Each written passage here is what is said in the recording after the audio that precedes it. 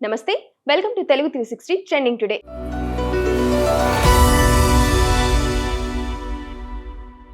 మంత్రుల పనితీరు ఆశించిన మేర ఉండటం లేదని సీఎం చంద్రబాబు మంత్రివర్గ సమావేశంలో నేరుగానే చెప్పారు. ఇక నుంచి రోజులు లెక్క పెట్టుకోవాలని హెచ్చరించారు. సీఎం ఎవరి పనితీరుపై అసంతృప్తిగా ఉన్నారో బయటకు రాలేదు కానీ చంద్రబాబు మంత్రులకు ప్రతి కేబినెట్ భేటీలోనూ హెచ్చరికలు జారీ చేస్తూనే ఉంటారు. కొంతమంది మంత్రులపై వచ్చే అభియోగాలు మరికొందరు విధుల పట్ల నిర్లక్ష్యం చూపించడం వంటివి చంద్రబాబుకు అసహనం కలిగిస్తున్నాయి. మార్చుకునేవారు మార్చుకుంటారని ఎప్పటికప్పుడు హెచ్చరికలు పంపుతూనే ఉన్నారు. చాలా కొద్ది మంది మంత్రులు మాత్రమే రోజు యాక్టివ్ గా కనిపిస్తూ ఉన్నారు. విధుల నిర్వహణలో ఎలా ఉన్నా రాజకీయంగా వైసీపీ చేసే ఆరోపణలకు స్పందించాల్సిన బాధ్యత ముఖ్యంగా తమ శాఖలపై లేదా రాజకీయంగా చేసే ఇతర ఘాటు వ్యాఖ్యలపై స్పందించాలని చంద్రబాబు కోరుకుంటున్నారు. తమ పార్టీ ఎమ్మెల్యే ప్రశాంతి రెడ్డిపై ప్రసన్న కుమార్ రెడ్డి అత్యంత ఘోరంగా మాట్లాడితే టీడీపీలోని ఇతర నేతలు మంత్రులు స్పందించడానికి ఆలస్యమైంది. ఎందుకు స్పందించలేకపోతున్నారన్న ప్రశ్న చంద్రబాబుకు వస్తుంది. వైసీపీలో అయితే ఎవరు మాట్లాడాలి, ఏం మాట్లాడాలి అన్న దానిపై స్క్రిప్టులు వెళతాయి. కానీ టీడీపీలో అలా కాదు, రాజకీయ నేతలకు స్వాతంత్రం ఉంటుంది అని చంద్రబాబు అన్నారు. మల్నాడు కిచెన్ డ్రగ్స్ కేసులో సంచలన విషయాలు వెలుగులోకి వచ్చాయి. గోవాలో నైజీరియన్ దేశస్థులు నిక్ నుంచి కోకైన్ MDMAను కొనుగోలు చేశారని, డ్రగ్స్ కోసం హాస్పిటల్ ట్రీట్మెంట్ పేరుతో 1.8 లక్షల నగదు ట్రాన్స్ఫర్ చేసినట్లు ఈగల్ టీం గుర్తించింది. శ్రీ మారుతి కొరియర్ పేరుతో డ్రగ్స్ ప్యాకెట్లు సరఫరా అయినట్లు తెలుస్తుంది. కొరియర్ల ద్వారా డ్రగ్స్ ను మల్నాడు కిచెన్ కు వచ్చినట్లు ఈగల్ టీం విచారణలో బయటపడింది. మల్నాడు కిచెన్ నుంచి డ్రగ్స్ ను ఆర్డర్ల వారీగా సప్లై చేసినట్లు ఆధారాలు సేకరించింది టీం. రెస్టారెంట్ తో పాటు హైదరాబాద్ లో 20 పబ్బులకు ఇప్పటి వరకు డ్రగ్స్ సప్లై అయినట్లు ఈగల్ టీం విచారణలో వెల్లడైంది. అలాగే ప్రముఖులకు కూడా డ్రగ్స్ ను డోర్ డెలివరీ చేసినట్లు గుర్తించారు. తెలంగాణకు కృష్ణా గోదావరి జలాల విషయంలో కేసీఆర్ చేసిన అన్యాయానికి 1000 కొరడా దెబ్బలు కొట్టాలని సీఎం రేవంత్ రెడ్డి అన్నారు. ప్రజాభవన్ లో కృష్ణా గోదావరి నీటి వివాదాలపై ఉత్తమ్ కుమార్ రెడ్డి ప్రెజెంటేషన్ ఇచ్చారు. ఈ ప్రెజెంటేషన్ తర్వాత రేవంత్ రెడ్డి మాట్లాడారు. కృష్ణా జలాల్లో 299 టీఎంసీలు చాలని కేసీఆర్ సంతకం పెట్టి వచ్చి తెలంగాణకు మరణ శాసనం రాస్తారన్నారు. అలాగే గోదావరి జలాలను తరలించుకోవాలని జగన్ కు సలహా ఇచ్చారన్నారు. బేసిన్లు భేషజాలు లేవని చెప్పి తెలంగాణ ప్రయోజనాలను ఆంధ్ర వాళ్లకు పాలెగాడిగా తాకట్టు పెట్టారని మండిపడ్డారు. కృష్ణా జలాలు తెలంగాణలో అడుగుపెట్టినప్పుడే మళ్లించుకునేందుకు జూరాల నుంచి నీటిని తరలించాల్సి ఉందని, ఆ పని చేయాలని అసెంబ్లీలో చిన్నారెడ్డి చెబితే ఆయనను అవమానించారన్నారు. కానీ ఏపీ కృష్ణా నది వెనుక పోతిరెడ్డిపాడు ద్వారా నీటిని తరలించకపోతుందన్నారు. 10 ఏళ్లలో 2 లక్షల కోట్ల ఖర్చు పెట్టినా పెండింగ్ ప్రాజెక్టులు పూర్తి కాలేదని, దీనికి కారణం ఎవరని ప్రశ్నించారు. అన్నింటినీ చర్చించడానికి చట్టసభలకు రావాలంటే రావడం లేదన్నారు.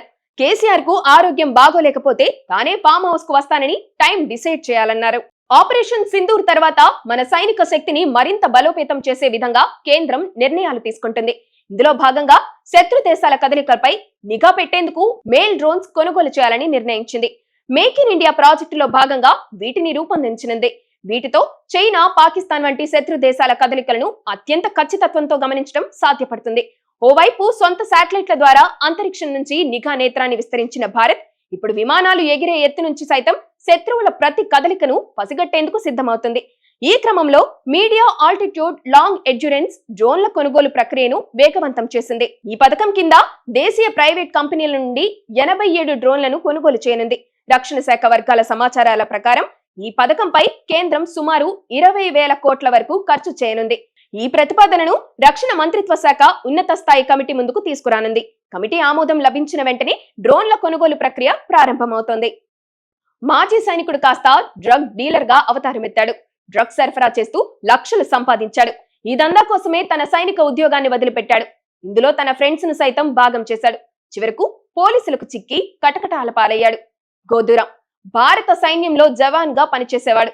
తన ఫ్రెండ్స్ తో కలిసి 18 కిలోల ఓపియం స్మగ్లింగ్ చేస్తూ రెడ్ హ్యాండెడ్ గా పట్టుబడ్డాడు. గోధు కారును తనిఖీ చేయగా డ్రైవర్ పక్క సీటు కింద ఫుట్ మ్యాట్ లో దాచిన 18 ప్యాకెట్ల కొకైన్ లభించింది.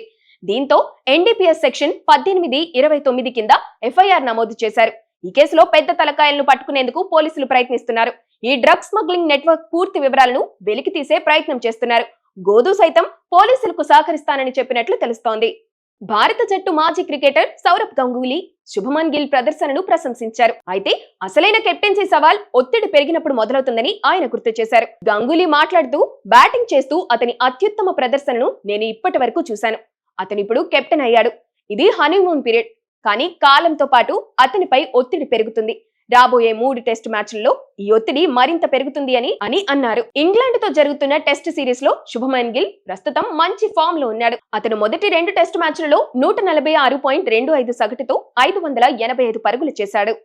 రాఘవ్ జుయల్ ఈ పేరుతో పరిచయం లేకపోవచ్చు కానీ కిల్ సినిమాలో కిల్లర్ గ్రూప్ లో ఫనీ క్యారెక్టర్ అనగానే టక్కును గుర్తొస్తాడు. ఈ సినిమాలో తనది మామూలు నటన కాదు. ఆ సినిమాలో యాక్షన్ అంతలా పండటానికి కారణం క్రూరమైన కిల్లర్ గా రాఘవ్ జుయల్ నటన. ఇప్పుడు ఈ నటుడు టాలీవుడ్ లోకి ఎంట్రీ ఇవ్వబోతున్నాడు. నాని శ్రీకాంత్ వదిలా ది పారడైజ్ సినిమా కోసం రాఘవ్ జుయల్ ను ఎంపిక చేశారు. కంప్లీట్ గా నెగటివ్ షేడ్స్ ఉన్న విలన్ రోల్ లోనే కనిపించనున్నాడు రాఘవ్.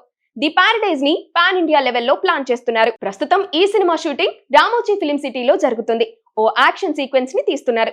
ఇప్పటికే ఈ సినిమా నుంచి విడుదలైన రా statement talk of the town గా నిలిచింది. హిట్ 3 తర్వాత నాని నుంచి వస్తున్న మరో వైలెంట్ సినిమా ఇది. మెక్సికో మేయర్ మొసలిని పెళ్లి చేసుకున్నారు. మెక్సికోలోని చొంటల్, హువావే అనే 2 వర్గాలకు చెందిన స్థానిక తెగల మధ్య శాంతియుత ఐక్యత కోసం మేయర్ చొంటల్ ప్రజలకు ప్రాతినిధ్యం వహించారు. మొసలిని వివాహం చేసుకుంటే మెక్సికో నగరంలో వర్షం, శ్రేయస్సు, సమృద్ధిగా పంటలు, ప్రకృతితో శాంతియుత జీవనం సాధ్యమవుతుందని అక్కడి వారి నమ్మకం.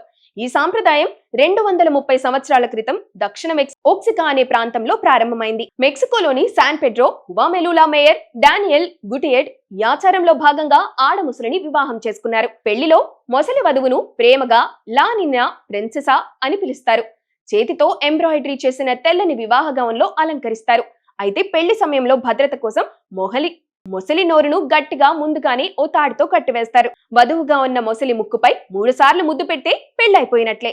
జగన్ తోతాపురి పాలిటిక్స్ బూమరాంగ్ అయ్యాయి. తోతాపురిని ట్రాక్టర్లు తీసుకొచ్చి వాటిని జగన్ వచ్చే ముందు రోడ్లపై పారబోయించి రైతుల ఆగ్రహం అంటూ చెప్పాలనుకున్నారు. కానీ అదంతా ముందస్తు ప్లాన్ లో భాగమని పోలీసులు ఆధారాలను బయట పెట్టడంతో వైసీపీ శ్రేణులు సైతం కంగుతిన్నాయి.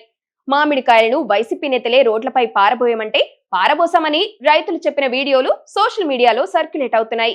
వీటిని డిఫెండ్ చేసుకోవాల్సిన వైసీపీ ఆ పని చేయకుండా ఎదురుదాడికి దిగి జగన్ సెల్ఫ్ గోల్ చేసుకుంటున్నారు. ప్రస్తుతం ఈ వ్యవహారం సోషల్ మీడియాలో ఇంకా నానుతోంది. ఇప్పుడున్న పరిస్థితుల్లో ఈ అంశంపై వైసీపీ మౌనంగా ఉండటం కంటే మించిన మంచి పని మరొకటి లేదు. అయినా జగన్ మాత్రం తోతాపురి పాలిటిక్స్ ను కంటిన్యూ చేస్తుండటంతో నిన్న వైసీపీ చేసిన స్కిల్స్ ను టీడీపీ మరిన్ని బయట పెట్టే అవకాశం ఉంటుంది. ఇదే జరిగితే వైసీపీ మామిడి రైతుల నమ్మకాన్ని కోల్పోవడం ఖాయంగా కనిపిస్తోంది.